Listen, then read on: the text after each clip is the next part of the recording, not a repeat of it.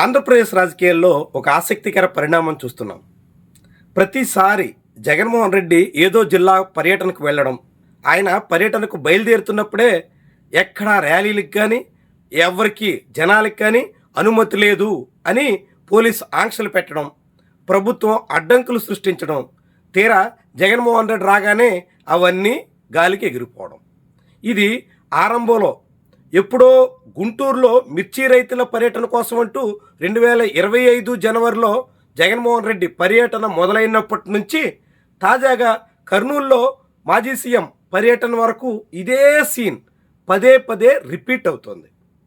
ప్రభుత్వం ఆంక్షలు పెట్టడం మానదు, ఆ ఆంక్షలు అధిగమించడం వైఎస్ఆర్సీపీ శ్రేణులకి అలవాటుగా మారడం కూడా ఎక్కడా తప్పడం లేదు. ఇదేం తంతు? ప్రభుత్వం ఆంక్షలు పెట్టడం ఎందుకు, అడ్డుకుంటామని అనేక మందిని నిలువరించడం ఎందుకు, చివరికి వాళ్ళందరినీ నిలువరించలేక చేతులెత్తేసి అబాసు పాలు కావడం ఎందుకు? ప్రభుత్వం హోందాగా వ్యవహరించాల్సినటువంటి అవసరం ఉంటుంది.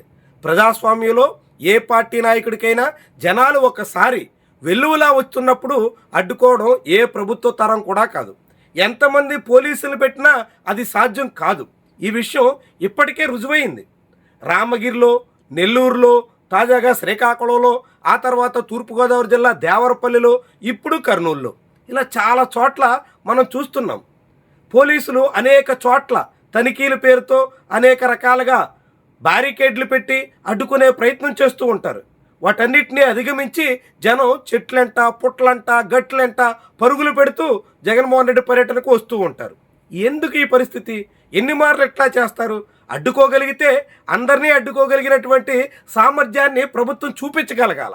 అడ్డుకోలేనప్పుడు అడ్డుకుంటాం, ఎవరు రావడానికి వీల్లేదు, ఒక వాహనం కంటే ఎక్కువ రావడానికి కుదరదు, ఎక్కడ ఎవరిని ఉపేక్షించాం, అలా ఆంక్షలు అధిగమించారంటూ కేసులు పెడతాం, ఎవరైనా అలా వచ్చేస్తే వాళ్ళందరి మీద కేసులు చుట్టూ తిప్పే ప్రయత్నం చేస్తాం. ఇలాంటి మాటల ద్వారా ప్రభుత్వం ఏం సాధిస్తుందన్నట్టు? ఇంకా చెప్పాలంటే జగన్మోహన్ రెడ్డి పర్యటనకి మరింతగా ప్రచారం కల్పించే ప్రయత్నం ప్రభుత్వమే చేస్తుందా?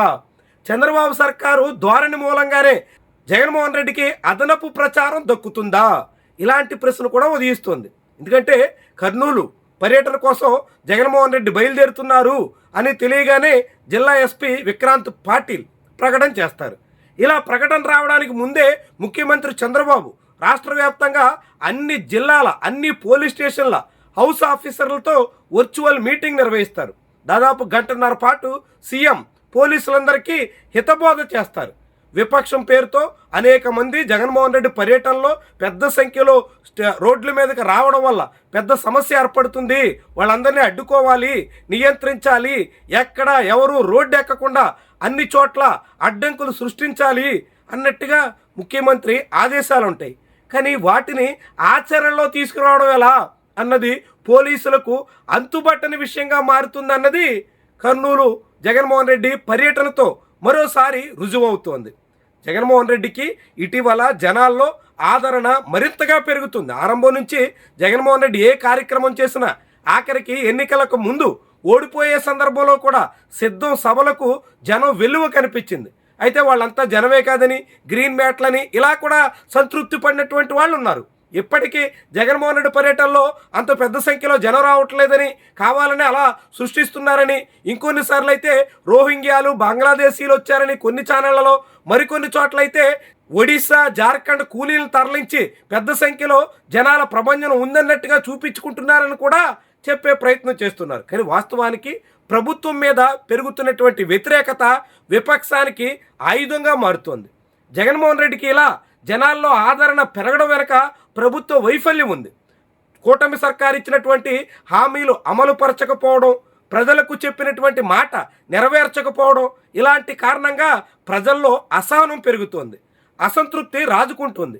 అదల్లా విపక్షానికి ఆయుధంగా మారుతుంది.